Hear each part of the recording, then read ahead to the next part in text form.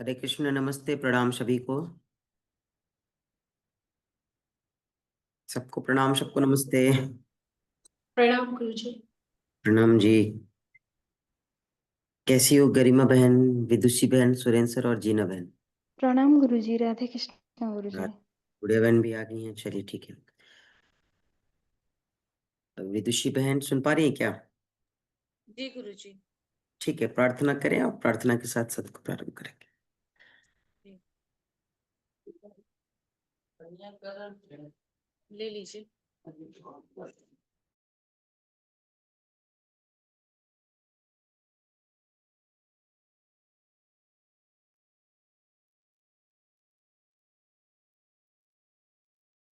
सभी लोग आराम से बैठे, सहज अवस्था में। स्पाइन, रीढ़ की हड्डी, गर्दन एक सीधी रेखा में। शोल्डर रिलैक्स, कंधों को रिलैक्स रखेंगे। दोनों हाथों को नमस्कार मुद्रा में जोड़ेंगे चेस्ट के आगे। धीरे धीरे श्वासों को नासिका द्वारा भरेंगे। अपने उदर प्रदेश तक ब्रीथ को फुलफिल करेंगे, परिपूर्ण करेंगे और धीरे धीरे ब्रीथ को बाहर निकालेंगे। आंखों को कोमलता से बंद करेंगे। माथे पे कोई सिकन नहीं, चेहरे पे एक प्यारी सी स्माइल, ईश्वर का ध्यान। गहरी सांस भरेंगे।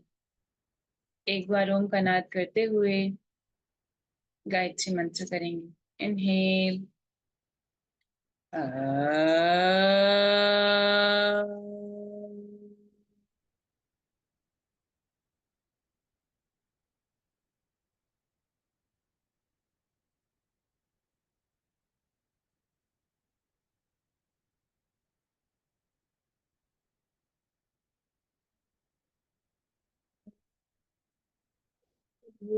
स्वः तत्सवितुर्वरेण्यं भर्गो देवस्य धीमहि धियो यो न प्रचोदयात्। अखण्डमण्डलाकारं व्याप्तं येन चराचरं तत्पदं दर्शितं येन तस्मै श्रीगुरुवे नमः। ॐ शान्ति शान्ति शान्तिः। हरि ओम तत्सत्। हाथों में घर्षण करेंगे। जो ऊर्जा उत्पन्न हो उसे अपने आंखों पर लगाएंगे, मस्तक पर लगाएंगे। आंखें हथेलियों के अंदर ही खोलेंगे। ऊर्जा को आंखों की तरह प्रवेश कराएंगे पूरे शरीर में। अपने आप को आशीर्वाद देंगे।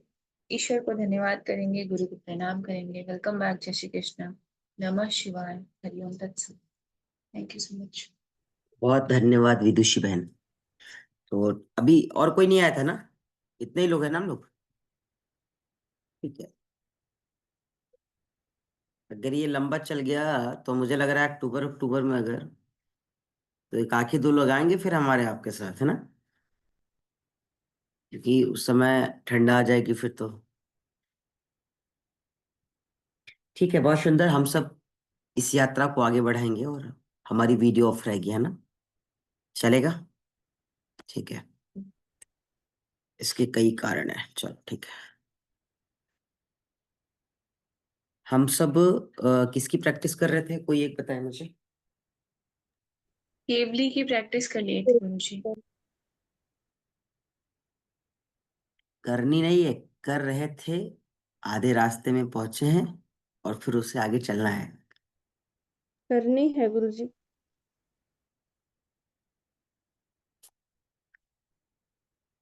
गुड़िया बहन थी कि नहीं उस दिन? थे गुरुजी, मूर्छा कराए थे। तो फिर आप भूल जाइए कि फिर मूर्छा में ही थे। हम लोग केवली का प्रैक्टिस कर चुके हैं एक दिन। आप कहाँ चली जाती हैं हमारी प्यारी गुड़िया बहन? क्यों खो जाती हैं? बताइए। आप सब बता पाएंगे क्या कि आपका केवली का प्रैक्टिस एक दिन हो चुका है? अरे भैया बोलो, वीडियो ऑफ कर रखा है, उनको सुनाई नहीं देगा ना? नहीं ये गुरुजी, सुनाई दे रहा है।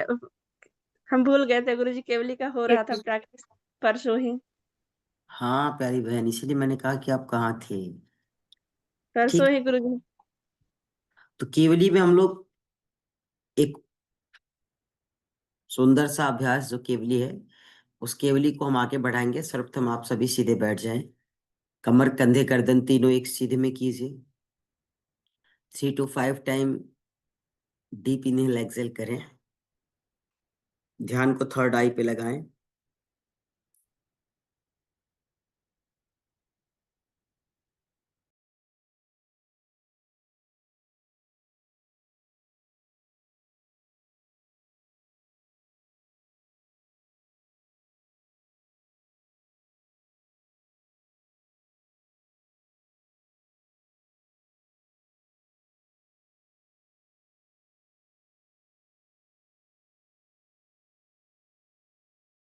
मुख पे पूरी प्रसन्नता, चेहरे पे कोई निराशा का भाव नहीं।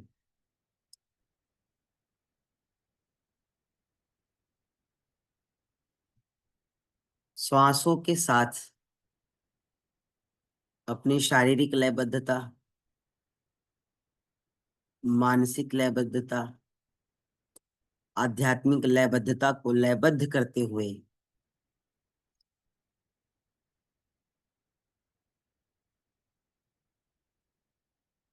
अपनी सूक्ष्म अवस्था को स्वीकार करें।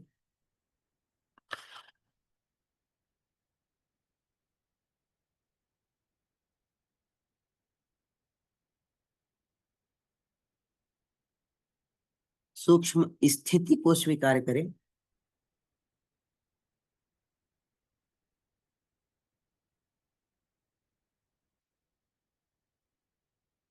श्वासों का आवागमन होता रहे।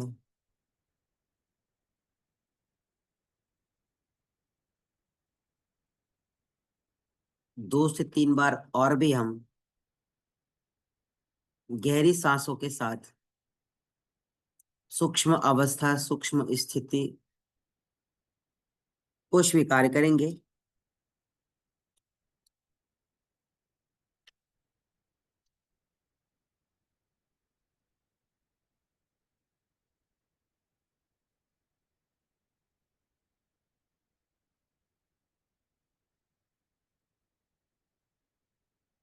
मूलाधार, हृदय कमल और नासापुट, इन तीनों स्थानों में वायु का आवागमन चल रहा है।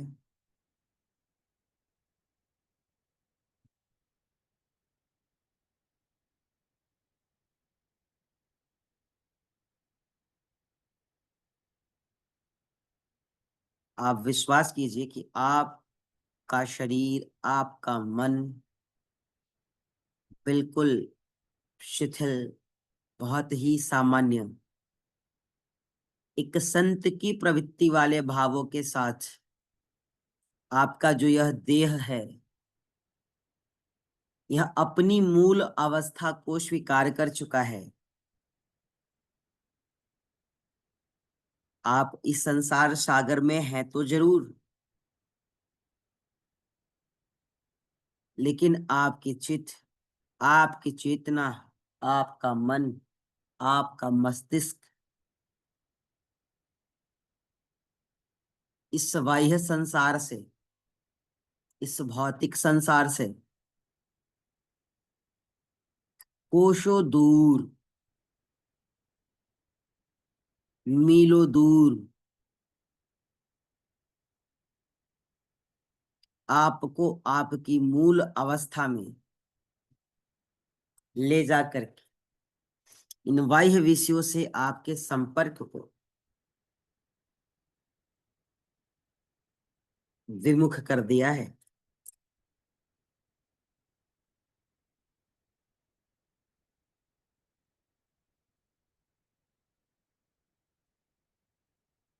गहरी श्वासों से साधना की शुरुआत हुई है। हम सब वहीं चल रहे हैं उस यात्रा में हम लोगों ने चर्चाएं भी की थी कि हम सब देवभूमि उत्तराखंड पहुंच चुके हैं, हरिद्वार पहुंच चुके हैं। श्वासों की जो स्वाभाविक गति है 12 अंगुल,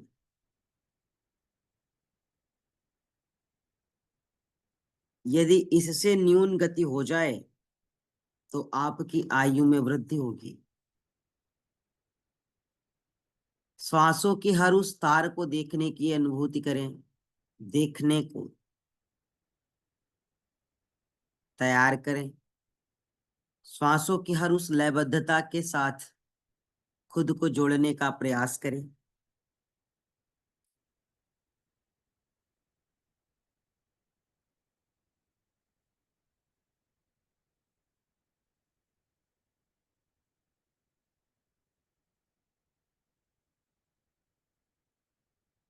ध्यान रहे कि अब हमें श्वासों की गति को सूक्ष्म करना है। श्वासों की जो गति है वह 12 अंगुल से ज्यादा ना हो। 12 अंगुल से ज्यादा होने पर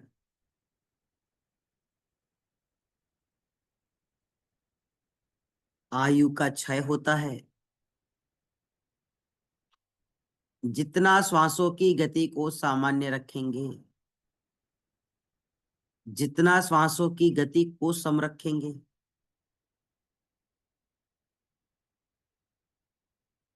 उतनी आप अपनी मूल अवस्था में पहुंचेंगे।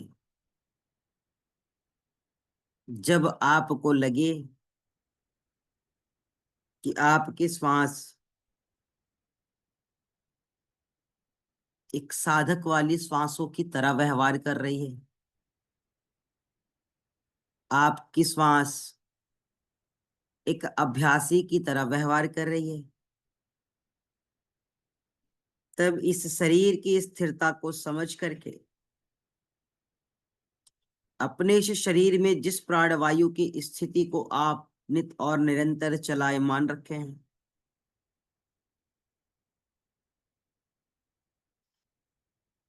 उस अवस्था में सामर्थ्य अनुसार, क्षमता अनुसार कुंभक लगाने की कोशिश करें।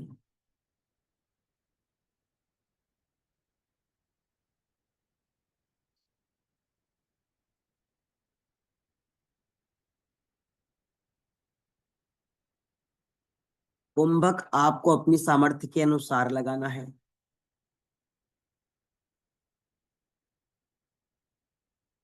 कुंभक लगाते ही आप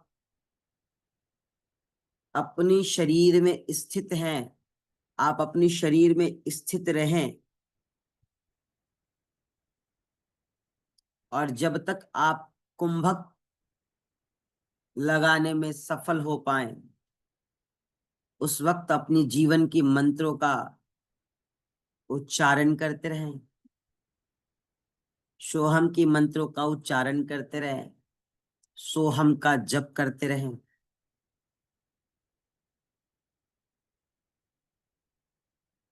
जब आपको लगे कि अब आपकी श्वास बहुत ज्यादा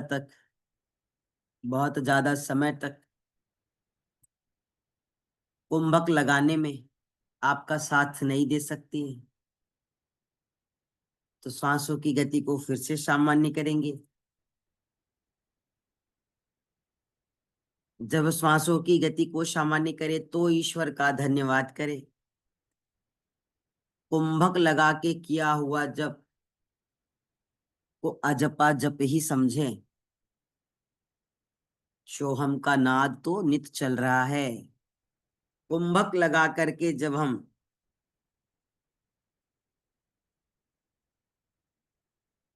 मंत्र में, गुरु मंत्र में, शब्दों की मंत्र में नित और निरंतर कुंभक के समय तक बने रहते हैं, वह किसी अजपा जप से कम नहीं है। आप जब कुंभक लगाएं तो 1, 2, 3, 4, 5, 6, 7, जितनी काउंटिंग आप कर पाए जितना आपका शारीरिक सामर्थ्य हो आप उतना काउंटिंग करते जाएं। आत्मिक रूप से, मानसिक रूप से मंत्र का उच्चारण, मंत्र का जप भी करते जाएं।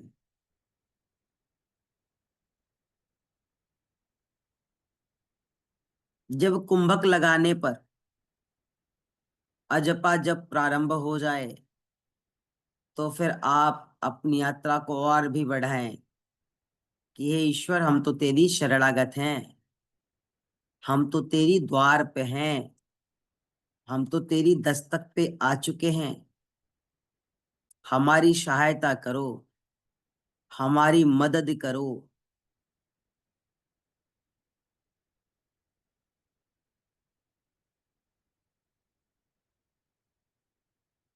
कहते हैं योगियों को अजपा जप करना चाहिए, नितांत आवश्यक है। सोहम की प्रक्रिया तो 24 घंटे हमारे व्यवहार का हिस्सा बन जाए। लेकिन जब साधना करें, जब तप करें, जब प्राणायाम का जप करें, जब अभ्यास करें, तो अजपा जप की स्थिति को स्वीकार करें, ऐसा अभ्यास करें।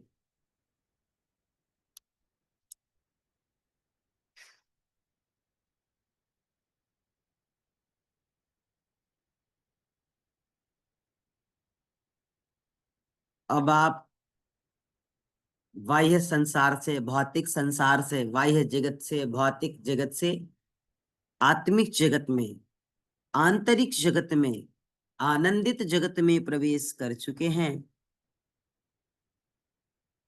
अब आपको केवल अपनी नासापुटों से श्वासों को खींचकर केवल ही संग कुंभक करना है।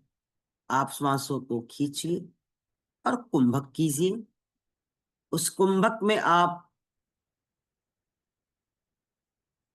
जप कीजिए, मंत्रों का जप कीजिए, गुरु मंत्रों का जप कीजिए, शब्द मंत्रों का जप कीजिए।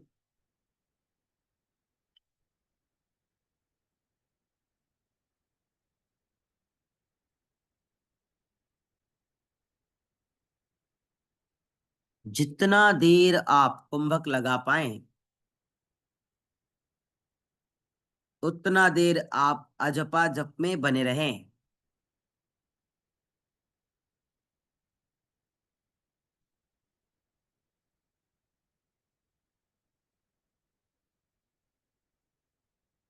जो साधक बहुत गहरा अभ्यास न कर पाए वो कुंभक के साथ ही 1 2 3 4 5 शुरू में 8 बार करें, फिर 16 बार करें, फिर 32 बार करें, फिर 64 बार करें। अर्थात 64 काउंटिंग तक, 32 काउंटिंग तक, 16 काउंटिंग तक, 8 काउंटिंग तक आप अपनी श्वास प्रश्वास को धारण करें। अपनी श्वास प्रश्वास को स्वीकार करें कुंभक के माध्यम से। और कुंभक का अभ्यास साधक को नित्य प्रतिदिन 8 प्रहर में 8 बार तो अवश्य ही कर लेना चाहिए।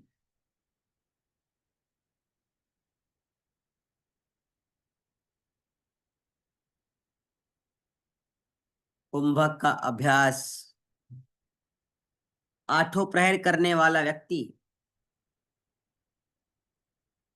अपनी अद्वितीय शक्तियों को जान पाता है, अपनी अद्वितीय सामर्थ्य को जान पाता है, अपनी अद्वितीय दृढ़ संकल्प को जान पाता है।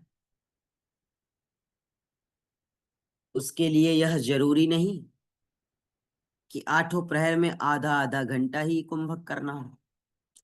आप 8 प्रहर में कुंभक का अभ्यास कीजिए। आप आठों प्रहर के कुंभक में केवल 64 काउंटिंग तक कुंभक कर लीजिए। अजपा जप आप शुरू कर दीजिए। अजपा जप में आप रम जाइए। भगवान आप में स्वयं रम जाएंगे। इष्ट आप में स्वयं रम जाएंगे। आराध्य आप में स्वयं रम जाएंगे।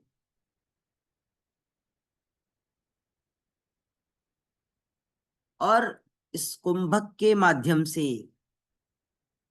अजपा जप के माध्यम से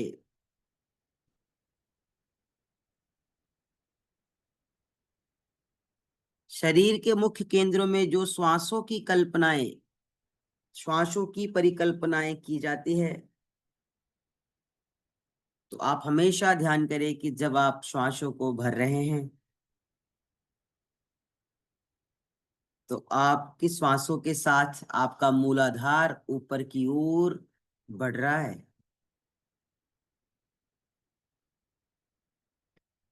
ये अनाहत को पार करके नासिकाग्र तक पहुंच रहा है।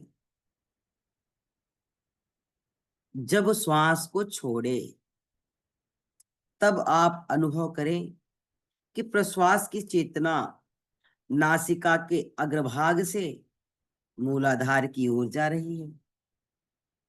और क्रमशः जैसे जैसे जैसे जैसे श्वास इन केंद्रों से गुजरती है, इन केंद्रों पर आपको ध्यान करते जाना है।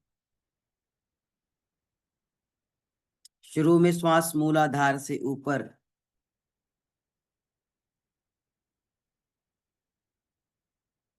मूलाधार स्वादिष्ठान मणिपुर को पार करते हुए, अनाहत को पार करते हुए नासिकाग्र तक पहुंच रही है। इस भाव को स्वीकार करें। और जब इस भाव को स्वीकार करें तो इस भाव में भी कुंभक करें। यात्रा तो मूलाधार से नासिकाग्र तक हो रही है,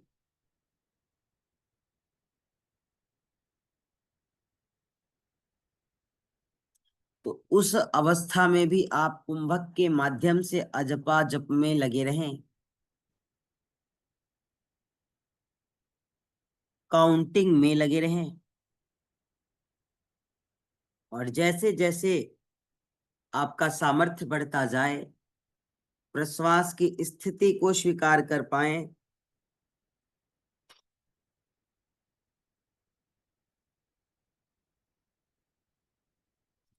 आप विश्वास कीजिए कि अब आपका श्वास प्रश्वास के रूप में उसी नासिका मार्ग से नासिका के अग्रभाग से मूलाधार की ओर अर्थात नीचे की ओर जा रही है। और जैसे जैसे श्वास प्रश्वास इन केंद्रों का, इन स्थानों का यात्रा करते हुए आपको आपकी आध्यात्मिक यात्रा से जोड़ने में अपनी भूमिका निभाता जाए, वैसे वैसे आप अपनी आत्मिक चेतना में, आंतरिक चेतना में, आनंदित चेतना में, वास्तविक चेतना में रमते जाएंगे, होते जाएंगे।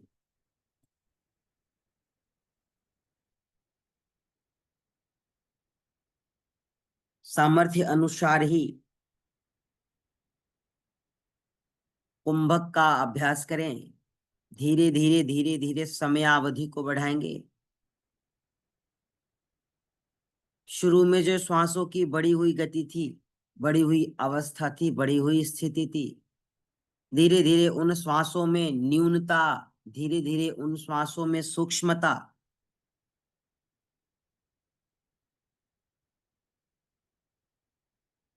परस्पर बनी हुई है।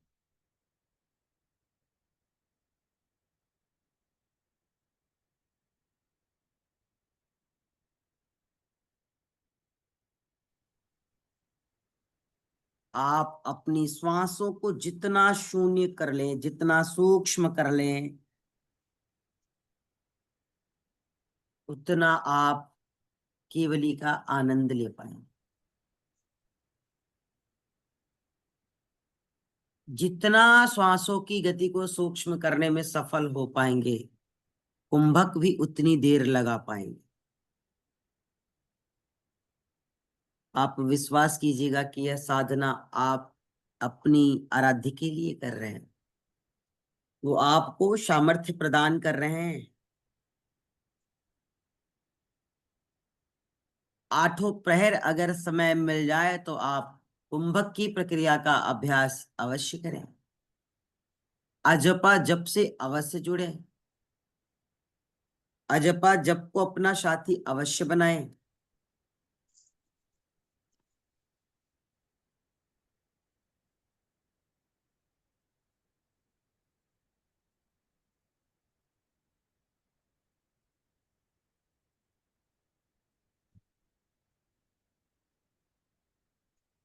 कुछ साधकों के लिए केवल ही मात्र एक अभ्यास है, किंतु वास्तविक साधकों के लिए केवल ही बाह्य जगत से आध्यात्मिक जगत, बाह्य जगत से आंतरिक जगत की, बाह्य जगत से वास्तविक जगत की यात्रा को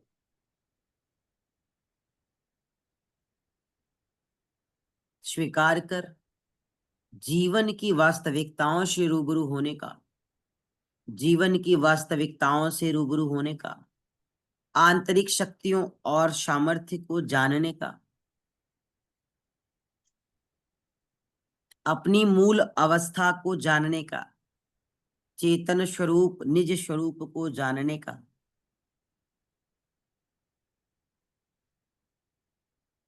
जीवन के उत्कर्षण, जीवन के आनंद, जीवन के उद्घोष को जानने का,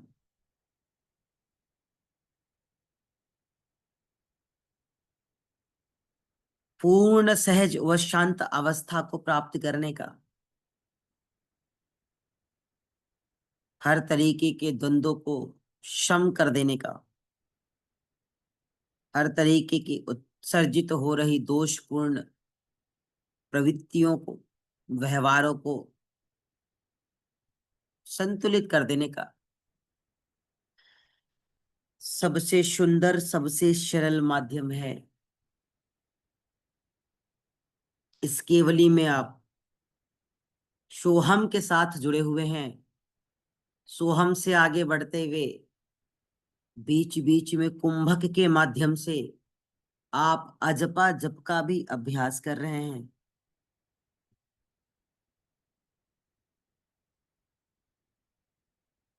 अब आप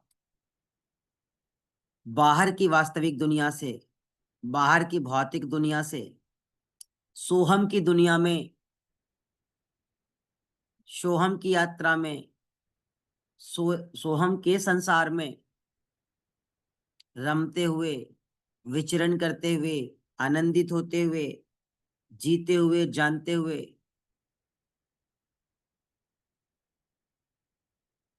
उससे आगे अजपा जप की दुनिया में आप भ्रमण कर रहे हैं। अजपा जप की दुनिया में आप रमण कर रहे हैं। अजपा जप की दुनिया में आप यात्रा कर रहे हैं। वह अजपा जप जो साधक को अद्भुत शक्तियों का एहसास करा दे,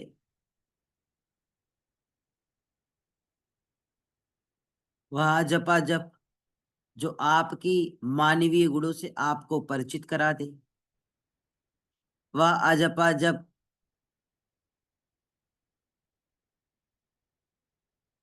जो आपकी आसुरी प्रवृत्तियों को नष्ट करते हुए दैवी शक्तियों से, दैवी गुणों से ओतप्रोत कर रही है।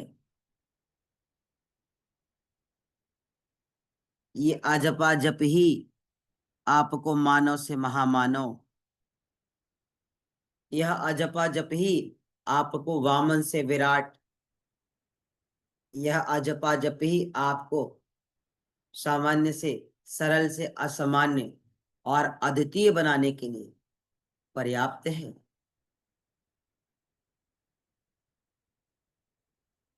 ये आपको एहसास कराएगी इस दुनिया के सबसे रियल सोल हैं आप, इस संसार के सबसे खूबसूरत इंसान हैं आप, इस संसार में सबका सहयोग करने वाले एक साधक हैं आप।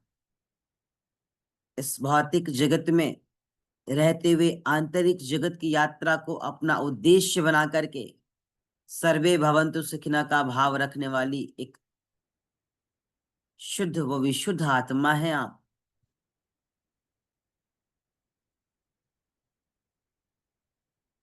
इस अवस्था में किसी भाव को उमड़ने पर आप व्यथित नहीं होंगे, आप विचलित नहीं होंगे, आप हतोत्साहित नहीं होंगे,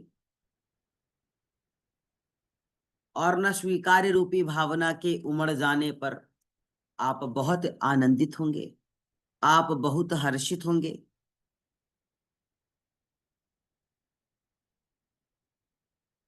बहुत हतोत्साहित होने पर, बहुत ज्यादा हर्षित होने पर, बहुत परेशान होने पर या बहुत आनंदित होने पर साधक के जीवन की लयबद्धता टूट जाती है।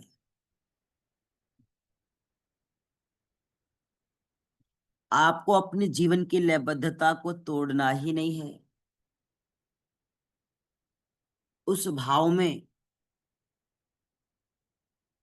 आपको अजपा जप करना है। सामर्थ्य अनुसार, क्षमतानुसार ही कुंभक की प्रक्रियाओं को स्वीकार करेंगे। और जब कुंभक की प्रक्रियाएं चल रही हो उस समय काउंटिंग स्टार्ट रहे, मंत्र स्टार्ट रहे। मंत्र कोई भी हो सकता है, गायत्री हो गया, गुरु मंत्र हो गया, वेद मंत्र हो गया, स्वाध्याय मंत्र हो गया, शांति मंत्र हो गया। जिस भी मंत्रों से आपको प्रीति है, जिस भी मंत्रों से आपको जुड़ाव है, उस मंत्रों का जप चल रहा है बिना बोले। आत्मिक जगत में, आंतरिक जगत में उसका जप चल रहा है अजपा जप के माध्यम से। जो विषय, जो बिंदु, जो स्थान, जो स्थिति, जो अवस्था आपको व्यथित करे उसका त्याग भी कर देना है, चाहे वह कितना भी घनिष्ठ आपका क्यों ना हो। आपके विचारों से गहरा आपका कोई मित्र नहीं हो सकता है, आपके स्वभावों से गहरा आपका कोई मित्र नहीं हो सकता है, आपके पुरुषार्थ से ज्यादा आपका कोई साथ नहीं दे सकता है, आपकी सामर्थ्य से ज्यादा आपका कोई सहयोग नहीं कर सकता है। इस समग्र संसार में रहते हुए, आंतरिक संसार की अनुभूति करते हुए, बाह्य संसार को सजाने का, बाह्य संसार को बनाने का, बाह्य संसार को संतुलन प्रदान करने का कार्य भी आपका ही है।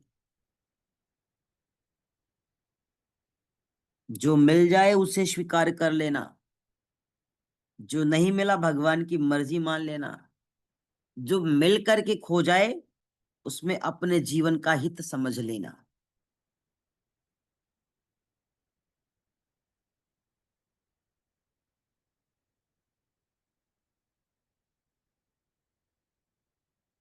जो मिल गया उसे अपनी किस्मत मान लीजिए, जो खो गया उसे भगवान की मर्जी मान लीजिए।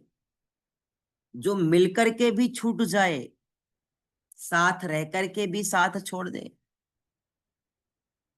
आपकी व्यवस्थाओं में सहयोग करने के बाद भी आपकी व्यवस्थाओं को तोड़ दे, इसे भगवान की व्यवस्था समझ लेना, क्योंकि इसी में आपके जीवन का हित छुपा हुआ है, इसी में आपके जीवन का भला छुपा हुआ है। क्योंकि वह आपको बाह्य जगत से आंतरिक जगत की ओर, बाह्य संसार से आंतरिक संसार की ओर, आध्यात्मिक संसार की ओर, आत्मिक संसार की ओर लेकर जाना चाहता है। इसलिए दी हुई व्यवस्थाओं को भी आपसे छीन लेता है। येन केन प्रकारेण, किस तरीके से छीनेगा, किस विषय से छीनेगा, किस मर्जी से छीनेगा, किस तरीके की समस्याएं उत्पन्न करके छीनेगा, हम और आप उसे कभी कभी स्वीकार भी नहीं कर पाते। लेकिन जिसमें आपके जीवन का हित छुपा है, निर्णय भी आपके साथ वैसा ही होता है। इसलिए एक साधक को, एक अभ्यासी को, एक योगी को जब केवली का सहारा मिल जाए, जब केवली का साथ मिल जाए, जब उसके जीवन के जप अजपा जपने बदल जाए, जब उसके जीवन की साधना आध्यात्मिक, आंतरिक और आत्मिक साधना में बदल जाए, जब उसके जीवन का उद्देश्य सर्वे भवन्तु सुखिनः वाला हो जाए, जब वह इस बाह्य संसार को व्यवस्था समझ करके ना काहू से दोस्ती, ना काहू से बैर, ना किसी से बहुत प्रीत, ना किसी से बहुत जुड़ाव, ना किसी के लिए दोषपूर्ण व्यवहार,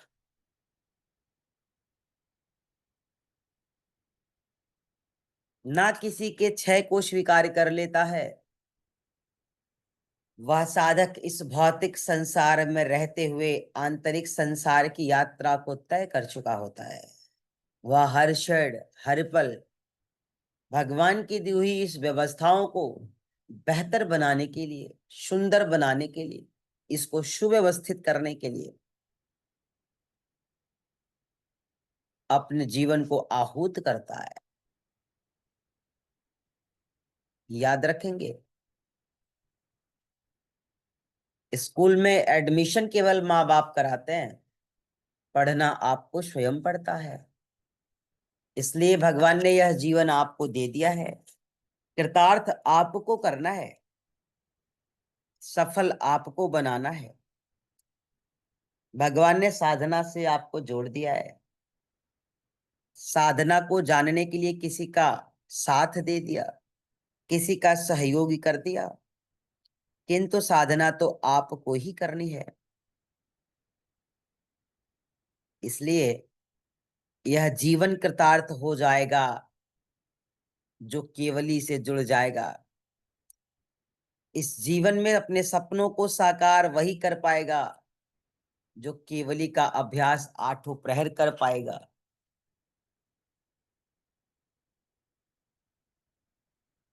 एक घड़ी आधी घड़ी आधी में पुण्याधि,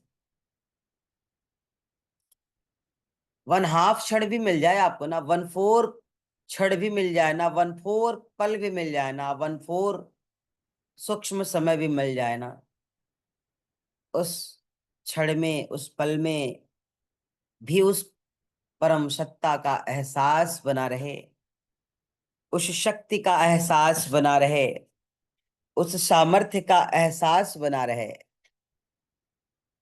जिसके बिना सहयोग संसार में सारी व्यवस्थाएं बेकार हैं।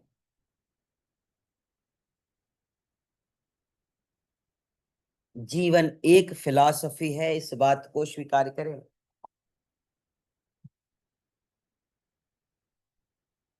जीवन एक फिलॉसफी है, इस बात का ध्यान रहे। जीवन एक फिलॉसफी है, इसे कभी भूले नहीं। और फिलॉसफी का मतलब दर्शन से है, फिलॉसफी का मतलब प्रेम से है। जीवन में अगर प्रेम नहीं तो जीवन बेकार है। जीवन में प्रकाश नहीं तो जीवन बेकार है।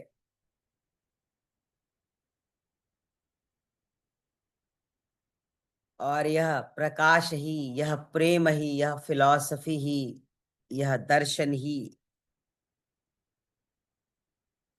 साधक के जीवन में सोचने की, समझने की, जीवन के यापन की एक पद्धति को विकसित करती है।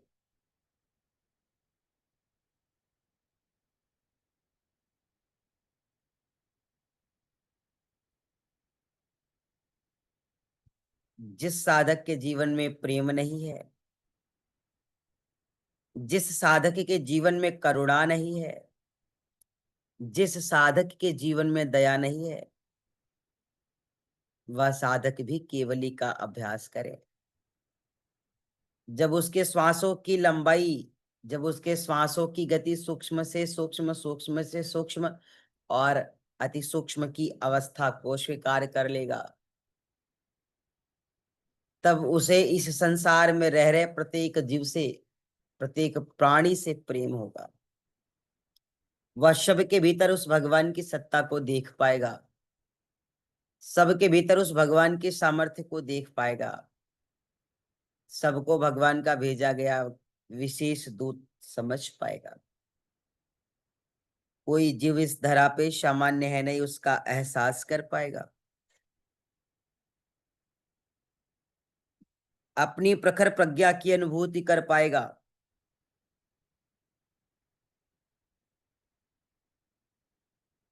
अपनी प्रखर प्रज्ञा का एहसास कर पाएगा।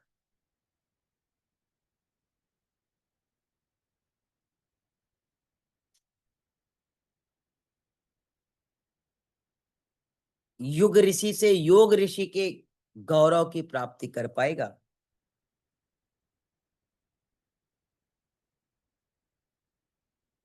युग ऋषि से योग ऋषि की अवस्था को प्राप्त कर पाएगा। जनमानस की भावनाओं को बदल पाएगा। जनमानस पर भावनात्मक नव निर्माण कर पाएगा। विचारों की विषय शैली को ठीक कर पाएगा।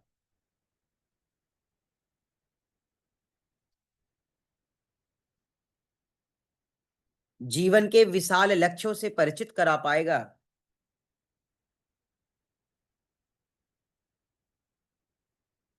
और जीवन निर्माण से युग निर्माण की कार्य योजना बना पाएगा।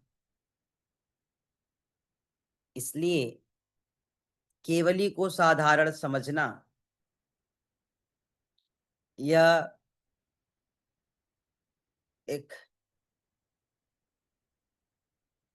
सामान्य साधक का परिचय है। केवली को सामान्य समझना यह ओछी कल्पना है। केवली को सामान्य समझना यह अज्ञानता का विषय है।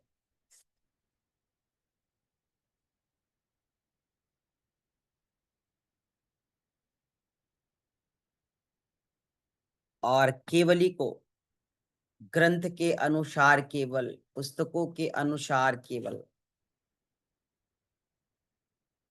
मूलाधार से ऊपर चढ़ रही, अनाहत को पार कर नासिकाग्र का सफर कर रही और नासिकाग्र से फिर मूलाधार की यात्रा कर रही अवस्था या स्थिति या कारण को ही केवली मान लेना भी एक सामान्य साधक का परिचय है।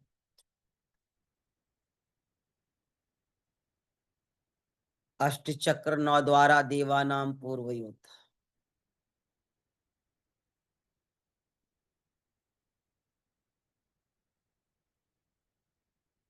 साधक अष्ट चक्रों को तो जगाने के लिए, अष्ट चक्रों को तो महसूस कर, अष्ट चक्रों पर ध्यान कर, अष्ट चक्रों पर काम कर अपने जीवन को कृतार्थ करता है। उसकी एक कड़ी को छोड़ देता है। अष्ट चक्र नौ द्वारा देवानाम पूर्वयुत। जीवन के नौ द्वार, नौ देवियों की शक्तियां, जीवन का नौ निर्माण, सब कुछ भूल जाता है। उसे लगता है बस यही संसार में पर्याप्त है। उसे लगता है केवली मात्र अजपा जप की एक प्रक्रिया है। काउंटिंग को पूर्ण कर लीजिए, 8, 16, 32, 64, उसी में रमते रहिए जब तक कुंभक लगा पाए, वही एक प्रक्रिया है। वो तो अजपा जप की दुनिया है। आप ये क्यों भूल जाते हैं? आप सांसारिक दुनिया से आध्यात्मिक दुनिया में, आंतरिक दुनिया में, आंतरिक जगत में, सांसारिक व्यवहारों से आंतरिक व्यवहारों में, सांसारिक जीवन पद्धति से आंतरिक जीवन पद्धति में, सांसारिक चेतनाओं से आंतरिक चेतनाओं में, सांसारिक अवस्थाओं से आंतरिक अवस्थाओं में आप यात्रा कर रहे हैं। और जब इस यात्रा का समय पूरा होता है, इस यात्रा का काल चक्र पूरा होता है, तब आप एक नई, एक श्रेष्ठ, एक और अलग दुनिया अजपा जप में चले जाते हैं। 2 देशों को पार कर तीसरे देश की यात्रा शुरू कर रहे हैं।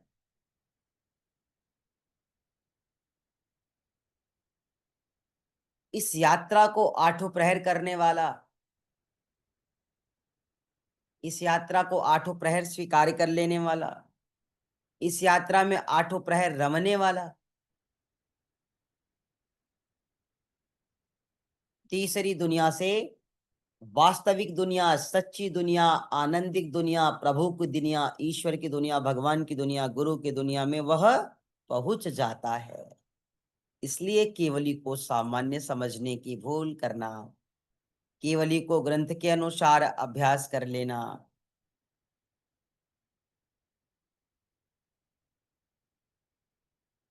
यह एक सामान्य अभ्यासी का परिचय है। जिस तरीके से मरा मरा हर कोई कहे, मरना न जाने कोई की भाव है, उसी तरीके से यहाँ केवली है। केवली कहते तो सभी हैं, अभ्यास करते तो सभी हैं, लेकिन 8 प्रहर नहीं करते हैं। और केवली के लिए 8 प्रहर विशेष है। यहाँ पे प्रहर का महत्व है। कुंभक में रुक करके काउंटिंग बढ़ा देना, सोहम के जप से अजपा जप की ओर चले जाना, तो ये एक विधि है, एक प्रोसेस है, एक अभ्यास है।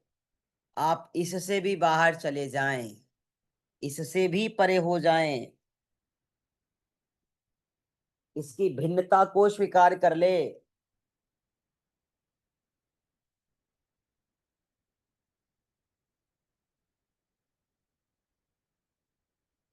तभी जीवन की आध्यात्मिक आत्मिक सुख को निश्चित कर पाएंगे, तभी जीवन के आध्यात्मवाद को समझ पाएंगे, उस आध्यात्मिक शक्तियों का एहसास कर पाएंगे, उस आध्यात्मिक चेतना का अनुसरण कर पाएंगे,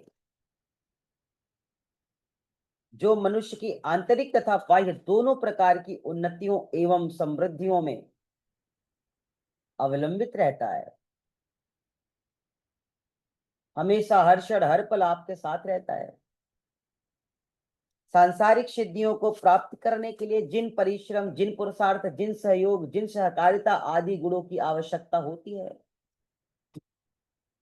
वह सब भी आध्यात्मिक जीवन के ही अंग हैं। अगर वह आध्यात्मिक जीवन के अंग न होते तो मनुष्य का आंतरिक विकास संभव ही नहीं था। और जीवन का वास्तविक विकास होना ही जीवन का विकास है। भौतिक जीवन में रह करके जीवन का विकास करना, घर, मकान, बंगला, गाड़ी, मोटर, कार बनाना, यह जीवन की सार्थकता नहीं है। जीवन की सार्थकता तो आंतरिक जगत में कितना पुरुषार्थ कर पाए, आंतरिक जगत में कितना अपने को रमा पाए, आंतरिक जगत का कितना सहयोग कर पाए, आंतरिक जगत में कितनी यात्रा कर पाए। जीवन को आनंदित तो यह करेगा आपका। और याद रखिएगा, आंतरिक जगत की यात्रा आध्यात्म के बिना संभव है ही नहीं। आंतरिक जगत की यात्रा भाव के बिना संभव है ही नहीं। आंतरिक जगत की यात्रा में अध्यात्म का जब अभाव हो जाता है तो साधक आंतरिक जगत से विमुख हो जाता है, वह फिर से बाह्य जगत में चला जाता है, फिर से बाह्य जगत में रमण करने लगता है, फिर से बाह्य जगत में भ्रमण करने लगता है। और जब वह बाह्य जगत में भ्रमण करने लगता है, रमण करने लगता है, तो उसके जीवन का आध्यात्मिक विकास वैसे ही रुक जाता है। जैसे वर्षा आती तो जरूर है, मन को प्रफुल्लित कर देती है, और कुछ समय के बाद फिर वर्षा चली जाती है। तो उस वर्षा की बूंदे, उस वर्षा की पानी जो गलियों में चौराहों पर लगी होती है, वो आपकी मन को छिड़ विदिड़ कर देता है, मन को नकारात्मक कर देता है कि इतना गंदा, इतना पानी, ये नाला भर गया, वो चीजें भर गई। एक समय आप आनंद की अनुभूति किए थे, ये जल तो उसी का है ना, फिर उस जल से इतनी घृणा कैसी हो गई? इसलिए कि उस समय आप आंतरिक जगत में थे और इस समय आप बाह्य जगत में हैं। तो जो आंतरिक जगत और बाह्य जगत में तारतम्यता को स्थापित कर दे, वह केवल ही है।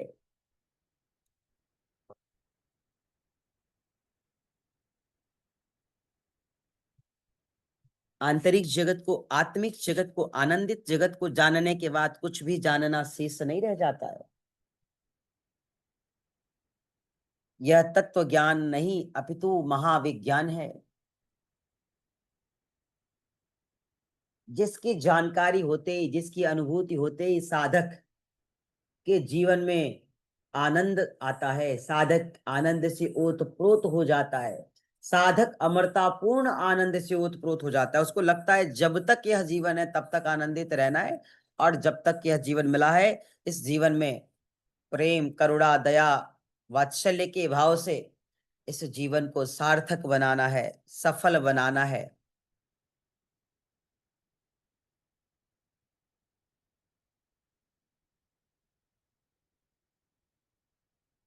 केवली का अभ्यास चक्रों से चक्रों तक, केवली का अभ्यास केवल सोहम से अजपा जब तक,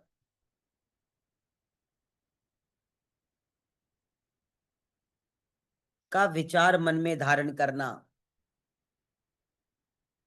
कोई बुरी बात नहीं है, लेकिन इस विचारों से परे चले, इस विचारों से परे हो जाना, इस विचारों से आगे बढ़ जाना आध्यात्मिक उन्नति का प्रमाण है, वास्तविक उन्नति का प्रमाण है।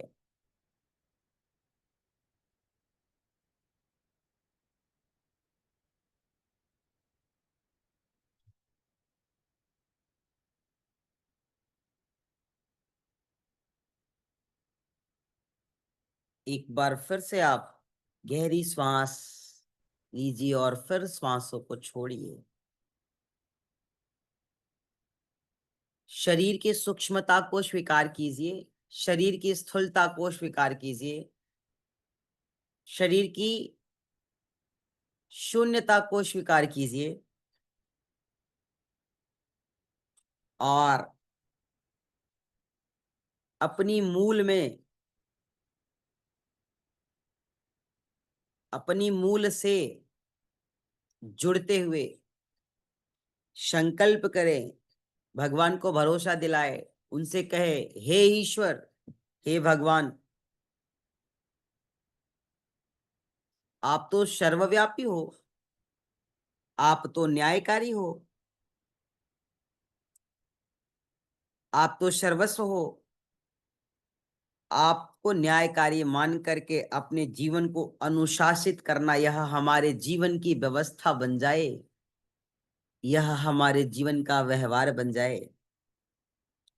हे भगवान, हम इस शरीर को केवल शरीर नहीं अपितु भगवान का मंदिर, इसे देह देवालय से शिवालय समझने का संकल्प ले सके, आत्म संयम कर सके, इस मंदिर में रहते हुए अपने आरोग्य की रक्षा कर सके, ऐसा बल प्रदान करे। हे ईश्वर, हमारे जीवन में इंद्रिय संयम हो, अर्थ संयम हो, संयम में संयम हो, विचारों में संयम हो, इसलिए हम सतत संयम में बने रहें। इसके लिए मुझे प्रतिबद्ध करो, सतत संयम का साथ बना रहे, इसके लिए मुझे जीवन में मार्गदर्शित कर।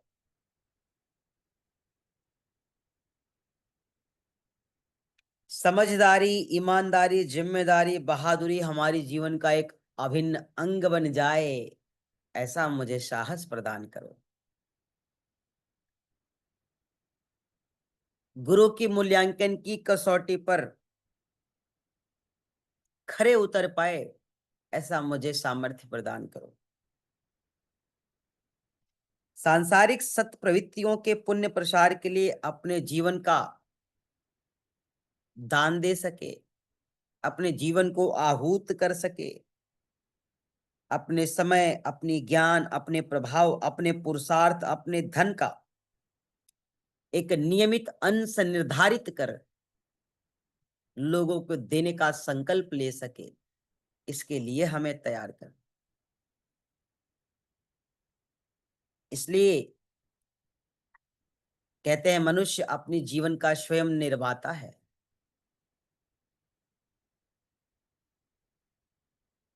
आपके इस कथन को साकार कर सके ऐसा सामर्थ्य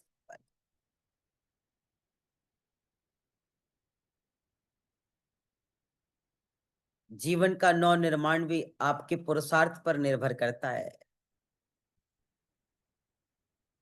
आप स्वयं अपने भाग्य के विधाता हैं। आप स्वयं अपने को सामान्य से असामान्य,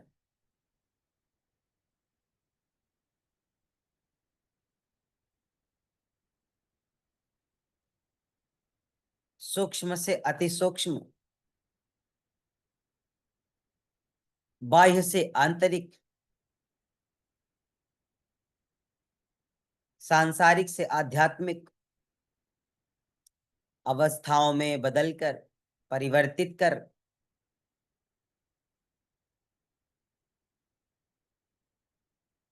जीवन को उन्नत कर, जीवन की उत्कृष्टता को स्वीकार कर, जीवन में परम पुरुषार्थ कर, भगवान की भाव को स्वीकार कर, इस जीवन को कृतार्थ करने का अवसर कभी न छोड़े, ऐसा हमें स्वविवेक प्रदान करो।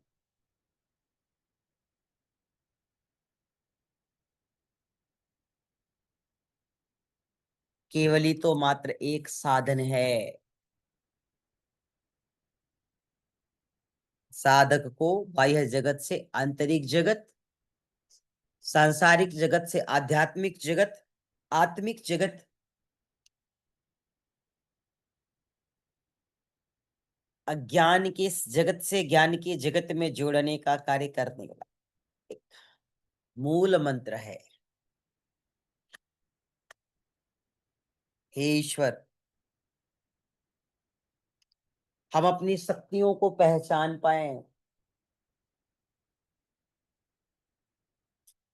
अपने जीवन के निर्माण से इस युग का निर्माण कर पाए, ऐसी स्वचेतना हमें भर दो। हमारी इच्छाओं को सीमित कर दो, हमारी जरूरतों को सीमित कर दो,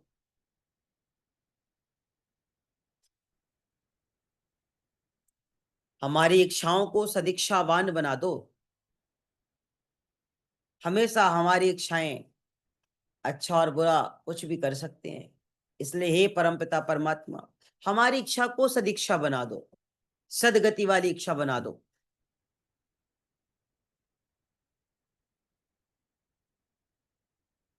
हमें सदिच्छावान व्यक्ति बना दो, क्योंकि हमने सुना है सदिच्छावान व्यक्ति के जीवन में न तो कभी आशा, न कभी उत्साह, न कभी साहस और न कभी सक्रियता की कमी रहती है।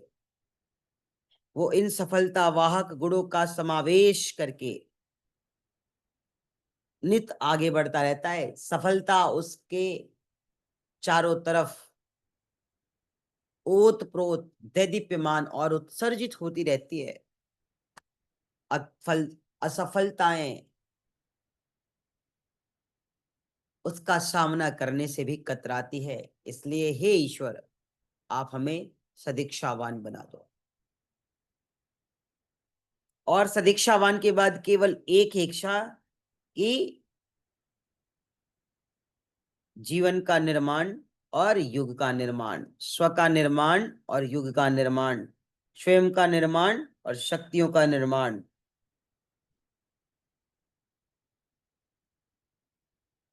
यही आपके जीवन का ध्येय बन जाए।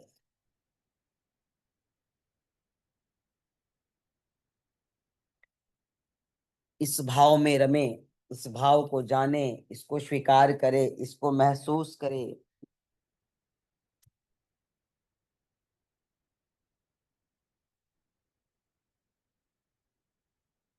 अपनी मन स्थिति को, अपनी काम वासनाओं को स्वार्थवश पूरा करने की चाह का त्याग कर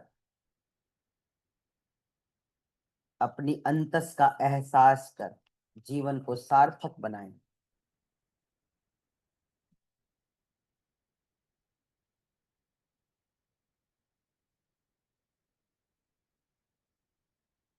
ईश्वर का धन्यवाद करें कि हे ईश्वर, हे परमात्मा, हमने जो संकल्प लिया, आपके सहयोग ने जो मुझे आंतरिक और आत्मिक जगत से जोड़ने में,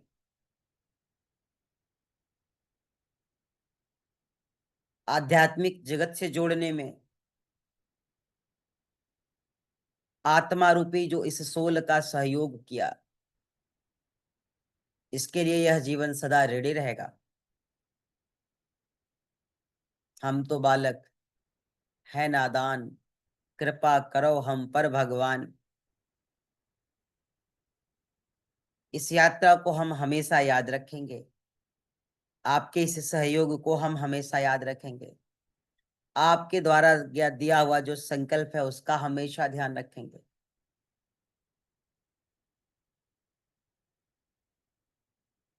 और जीवन निर्माण से युग निर्माण की व्यवस्थाओं को ठीक करेंगे। आपका लाख लाख शुक्र है। अब आप ले चलो हमें हमारी दुनिया में, छोड़ करके आओ।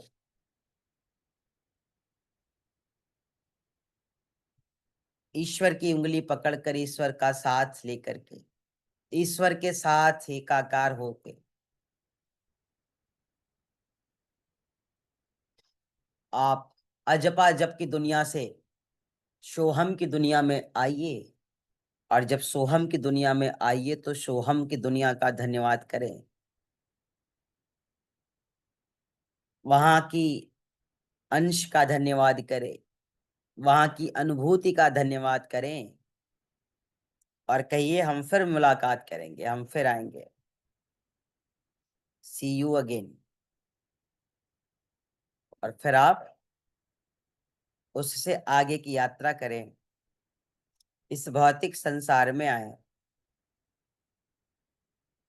और इस भौतिक संसार से अपने आप को उस देव की नगरी, गुरु की नगरी, ऋषि की नगरी हरिद्वार में लेके जाएं।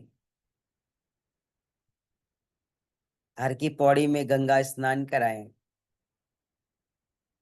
गंगा मैया का धन्यवाद करें, उनसे आशीर्वाद लेकर के अब आप गंतव्य मार्ग से अपने उस स्थान पर आए जिस स्थान पर आपने आसन लगा करके इतनी लंबी यात्रा की है। और इस जगह का धन्यवाद कीजिए, इस कुचालक आसन का धन्यवाद कीजिए, उसका साधुवाद कीजिए, जो आपको अपने ऊपर सवार कर आपकी यात्रा को सुगम बनाने में, कष्ट और पीड़ाओं को स्वीकार करते हुए भी आपको व्यथित न होने दिया, उसका धन्यवाद करें। और उसके धन्यवाद के साथ समस्त जीव, समस्त जंतु, समस्त शक्तियों का, समस्त समयों का आप धन्यवाद करते हुए दोनों हाथों में घर्षण करें।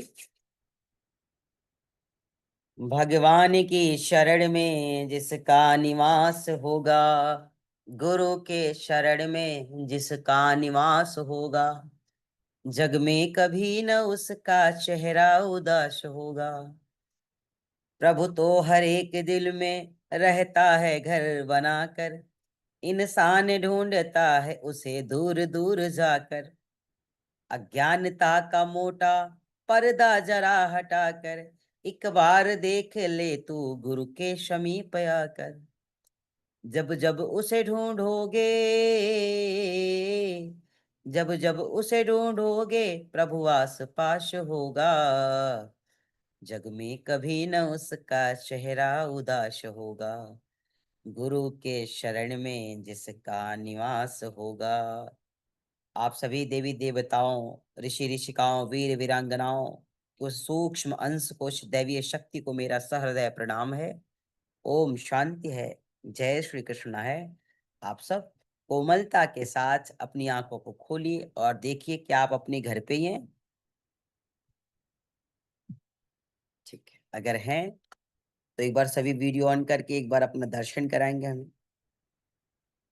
सुरेंद्र सर, गुड़िया बहन, प्रियदर्शनी बहन, सोमन भाई, त्यागी बहन, दिव्यांशी बहन, महतो जी, प्रियदर्शनी जी, क्षणिक, अरे भाई दर्शन तो करा दो। आप सब अभी उस अवस्था में, उस स्थिति में थे। जैसे आपको पता है ना, कोई देव स्थल, तीर्थ स्थल से आता है तो घर वाले उसका पैर छूते हैं, पता है कि नहीं? विदुषी बहन, गुड़िया बहन गई हरिद्वार, केदारनाथ, बद्रीनाथ, सब जगह से घूम के आ गई, तो हम लोग गुड़िया बहन का पैर छूते कि नहीं? ऐसे ही ना घर में होता है ना। तो ऐसी आप सब इतनी लंबी यात्रा पे थे, कम से कम आप अपना दर्शन तो देते। ठीक है भाई, कुछ देवता देवी बहुत है ना, बहुत गहरे देवी देवता की अवस्था को स्वीकार कर रहे, हो सकता है परिस्थितियां उन्हें विवश कर रही हो। तो कोई बात नहीं, इस तरीके से आपको अभ्यास करना है। ध्यान रहे, ये अभ्यास नहीं है, ये एहसास है। क्या है? एहसास है। अभ्यास तो सारी दुनिया कर रही है, कर रही कि नहीं? रोटी बनाने के लिए भी अभ्यास ही करना पड़ता है। बिना अभ्यास के रोटी बनाना आता है? बताइए। आज तक हम अभ्यास नहीं कर पाए, कभी रोटी नहीं बना पाते। गरिमा बहन सोच लो, कभी गलती से बेलन उठा दिया ना तो भारत का नक्शा बिना बनाए बन जाता है, चाहे जितना अच्छा घुमाने की कोशिश कर लो आप।